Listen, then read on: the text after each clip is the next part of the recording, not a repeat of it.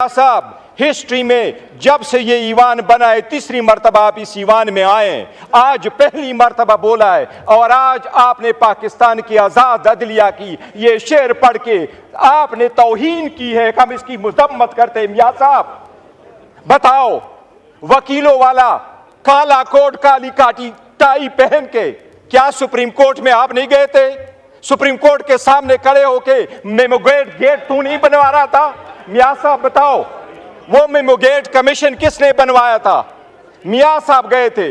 वो मियां साहब अपने काला कोट काली टाई पहन के मियां साहब ने केसरगू किया था और वो कमीशन वो बनवाया था जिसका सरबराह काजी फायजी सा था। जनाब स्पीकर, बड़े सारे अच्छे जजेस गुजरे हैं, पाकिस्तान के चीफ जस्टिस अच्छे गुजरे हैं, लेकिन इंशाल्लाह काजी फाइसा साहब जाएंगे तो लोग हिस्ट्री लिखेंगे और हिस्ट्री में जस्टिस मुनीर को लोग भूल जाएंगे। जनाब स्पीकर, सबसे पहले मैं ये कहूं कि मियां साहब को भी रिमाइंड कराऊंगा, आज आपने जो अल्फाज अदा किए हैं, आज कल एक और शेर लिख दीजिएगा। आप अपने उन अल्फाज को भी याद रखो जो आज़ाद अदलिया, तो क्या आपके अल्फाज बैनुल अक़वामी अदालत में पाकिस्तान के खिलाफ इस्तेमाल हुए, उसके हक में भी एक शेर लिख दीजिएगा।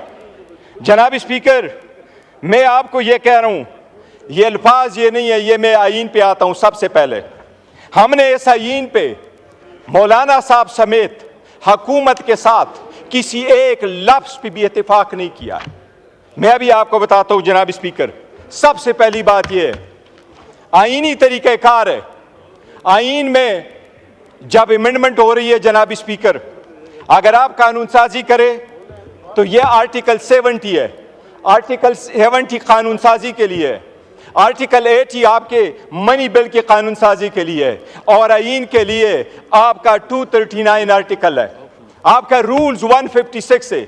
जनाब स्पीकर, ये ईवान उस वक्त तक, ये ईवान इस आईन के उस आर्टिकल 239 के मुताबिक, ये ईवान इसके रूल्स 156 के मुताबिक उस वक्त तक आईन में तब्दीली नहीं कर सकती जब तक इसमें जो रिजर्व सीटों की सीटें खाली हैं वो पूरी ना हुई हो, जब तक KPK के 11 सेनेटर्स वहां ना आए हो। ये आईन की खिलाफ वर्जी है। जनाब स्पीकर, मैं ये आपके नोटिस गुजार करा दूं, पाकिस्तान की सुप्रीम कोर्ट में एज ऑफ 16 सितंबर, ये डेटा मैंने सुप्रीम कोर्ट से लिया था, 16 सितंबर को लिया था, जब 15 सितंबर को ये कॉन्स्टिट्यूशनल अमेंडमेंट नहीं कर सके। जनाब स्पीकर, 65,200 केसेस इस वक्त सुप्रीम कोर्ट में पेंडिंग है। 65,200 केसेस में 148 केसेस कॉन्स्टिट्यूशनल है और 28 केसेस वो सो मोटो है। 176 केस की आड़ में ये कॉन्स्टिट्यूशनल कोर्ट बना रहे हैं। जनाब स्पीकर, ये कॉन्स्टिट्यूशनल कोर्ट ऐसे नहीं बना रहे हैं, ये चाह रहे हैं कि ये जिस तरीके से जजेस को महकूम करना चाहते हैं, ये चाहते हैं हर एक अदालत इनके मातहत हो। इसमें हैंड पिक जजेस को ये उठाएंगे, वज़ीर आज़म पहली मरतबा चीफ जस्टिस की तैनाती करेगा, जजेस की वो तैनाती करेगा और उसके साथ रखेगा। जनाब स्पीकर, एक चीज़ रिकॉर्ड पे लाऊं, आपने कमेटी बनाई, इस ईवान की कमेटी में हर पॉलिटिकल पार्टी का नुमाइंदा शामिल था। आपने वो ईवान की कमेटी जब बनाई थी, उससे सबसे पहले ये तजवीज़ उमर अयूब खान साहब की थी, उसमें पार्लियामेंटेरियन का जिक्र था। जनाब स्पीकर, 10 प्रोसीडिंग्स हुई है। आपको सिर्फ ये मैं रिकॉर्ड बताता हूँ, आप देख लीजिएगा। ये कानून साजी होते हुए सिर्फ ये नहीं है कि आईन की खिलाफ वर्जी हो रही है, इस ईवान को मिसलीड किया गया। मैं शाह साहब का भी रिमाइंड कराऊंगा, शाह साहब खुर्शीद शाह साहब मर थे, उसके साथ भी धोखा हुआ है, आपने उसका नोटिस लेना है। जब कमेटी बनी, खुर्शीद शाह साहब चेयरमैन हुए, तो मैंने मुखातिब करके खुर्शीद शाह साहब को कहा, मैंने कहा शाह साहब बड़ी जिम्मेदारी है, ये जिम्मेदारी निभा पाओगे? शाह साहब ने जवाब नहीं दिया था। जनाब स्पीकर, ये जब कमेटी में हम आए, सबसे पहला ड्राफ्ट इनकी खुर्शीद शाह साहब की जो कमेटी थी, जिस तरह रोयत हिलाल कमेटी को कभी चांद नजर नहीं आता, खुर्शीद शाह की कमेटी को कभी मुसव्विदा नजर नहीं आता। ये तो अच्छा हुआ मौलाना पापुल जैद कि उसने लीक करवाया। जनाब स्पीकर, ये पहला ड्राफ्ट जब लीक हुआ, मैंने वजीर कानून साहब को कहा आपका ड्राफ्ट लीक हुआ है, क्या ये आपका ड्राफ्ट है? उसने एडमिट नहीं किया। सबसे पहला ड्राफ्ट रिकॉर्ड के मुताबिक जनाब स्पीकर 17 तारीख को हमारे पास आया, 56 आर्टिकल पे मुश्तमिल। आखिरी ड्राफ्ट ये आपके मेरे साथ हाथ में जनाब स्पीकर, ये वो ड्राफ्ट है जो मैंने अपने आमिर डोगर से नहीं लिया। ये वो ड्राफ्ट है जो मैंने पुलेन साहब को बुलाया, मैंने पुलेन साहब से कहा आप मुझे अपना ड्राफ्ट दे दे। वो कौन सा ड्राफ्ट है? ये वो ड्राफ्ट है जो खुर्शीद शाह साहब की कमेटी ने फाइनल किया। जनाब स्पीकर, सारे पार्लियामेंटेरियन के सामने इसने ये दावा किया कि ये ड्राफ्ट फाइनल है, ये पार्लियामेंट की तरफ से जा रहा है, ये ईवान में जब ड्राफ्ट आएगा वो इसके मुताबिक होगा। ये पुलेन साहब इनकी तरफ बैठे हुए हैं, उनसे आप पूछ ले। जनाब स्पीकर, ओवरनाइट क्या हुआ कि आपने ये मंजूर शुदा, हमारे तरफ से नहीं, मैं रिकॉर्ड पे दो चीजें आपको कहूं। हम उस ईवान पार्लियामेंट का हिस्सा थे, उस कमेटी का हम हिस्सा इसलिए थे कि उसमें लफ्ज लिखा था कि ये पार्लियामेंटेरियंस के लिए बनी है। हमने पार्लियामेंटेरियन का इशू उसके अंदर लाया था। हमने इस ईवान में बारहा उनको कहा था कि आपका कोई मैंडेट नहीं है कि आइन के आईनी तरमीम का मुसव्वदा आप तय कर ले। ये हम बारहा लेके आ चुके थे। हम मौलाना साहब के साथ भी थे। मैं रिकॉर्ड पे कहना चाहता हूं जनाब स्पीकर, हमने किसी के साथ इस ड्राफ्ट के एक लफ्ज पे भी इत्तेफाक नहीं किया था, बिकॉज हम समझते थे ये इलेजिटिमेट है, ये इसका प्रोसेस नहीं है। लेकिन जनाब स्पीकर, ये ड्राफ्ट आज आपके सामने वजीर कानून ने रखा, इसको सिर्फ देख ले। ये जो खुर्शीद शाह साहब की कमेटी ने भेजा, इनको कमिट किया, ये फुलेन साहब सामने बैठे हैं कि हमको कहा इसमें से एक लफ्ज नहीं होगा। वो खुर्शीद शाह साहब बैठे हैं कि इसमें से कमी नहीं आएगी।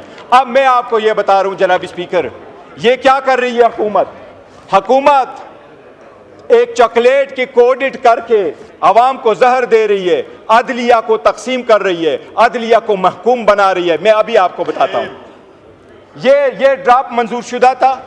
इस ड्राफ्ट में ये लिखा था, पहला लफ्ज देखे, ये देखे, सबसे पहला लफ्ज देखे जनाब स्पीकर, इसमें यह लिखा था कि कमीशन होगा चीफ जस्टिस पे मुश्तमिल और इसमें होंगे 4 सीनियर जजेस। आपने इसको क्यों चेंज किया?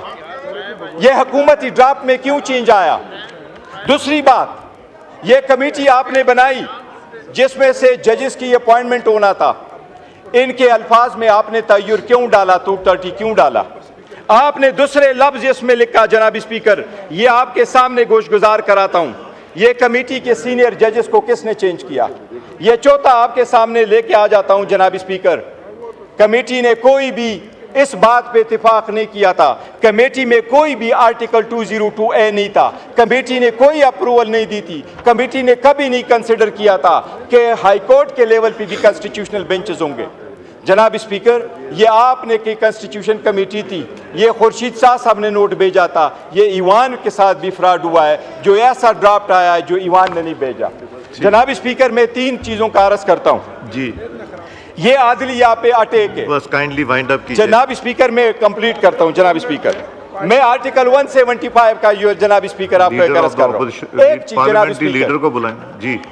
जनाब स्पीकर, अभी चीफ जस्टिस का जब इंतखाब होगा उसमें 8 एमएनए शामिल होंगे और इसमें 4 सेनेटर शामिल होंगे। जनाब स्पीकर, जब बाकी तौर पे हम अपॉइंट करते हैं जजेस को तो उसमें अपोजिशन और गवर्नमेंट के एक जैसे नुमाइंदे होते हैं। आपने इसमें प्रोपोर्शनेट रिस्पांस, आपने प्रोपोर्शनेट रिप्रेजेंटेशन क्यों प्रोवाइड किया? इसका मतलब यह कि जो कमेटी होगी वो ज्यादा तादाद हुकूमत की होगी, चाहे वो सेनेट है चाहे वो कौमी असम्बली है।